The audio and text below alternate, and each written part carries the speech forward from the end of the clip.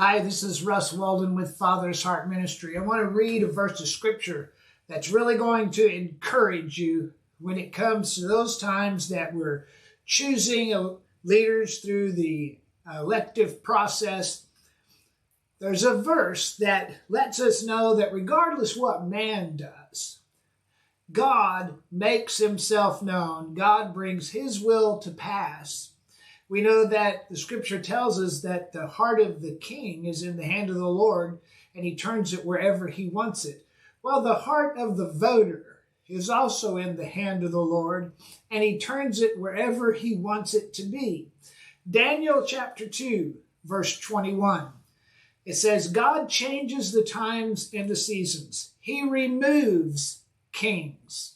So ultimately, there may be an elective process that unseats, for instance, an incumbent, but underlying that process is the sovereignty of God.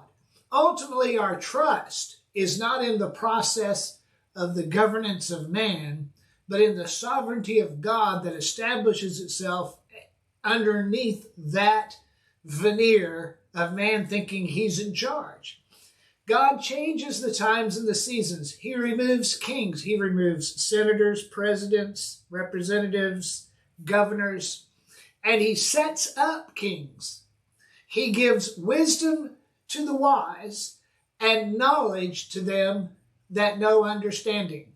We see people say, well, it's not my president because your guy didn't get in. But yet, do you believe the scriptures?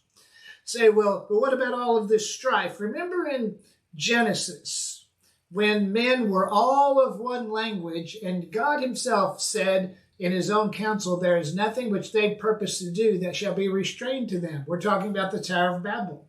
So God came in and confounded their language, so they couldn't speak one another's language and couldn't get anything done. I was wrestling with that one time, looking at all the vitriol among these political parties, and I said, what about that, God? He said, the only thing worse than all of this discord that's taking place is if they all came together and began to speak with one voice. Do you think they would work righteousness? No, they would not. So he takes these political operatives and they're trying to communicate, and one of them say, well, you're just not speaking my language. Well, you're not speaking my language either. That's the mercy of God. That's the grace of God, because if they came together as they did in Genesis, they would build something like they were doing in Genesis 6 in opposition to the plan of God. We have to, William Blake, famous poet, said this. He said, speaking about the eye, these dim windows of the soul distort the world from pole to pole and bid us to believe a lie when we see with instead of through the eye. What I'm encouraging you to do is see through the political process and see God at work. What is God doing? He's bringing about his kingdom. What are we doing? We're praying, Father, thy kingdom come, thy will be done. And whatever may be happening on the world scene or in the political scene, we know that ultimately God, the God who knows the end from the beginning, whether our guy gets in or not, the God who knows the end from the beginning is ultimately bringing about his will and his purpose. Not that he agrees with any political party. God is not a Republican. Let me say that again. I've seen prophetic people who are household names. If I mentioned their names, you'd be offended because it's probably your favorite prophet or prophetess.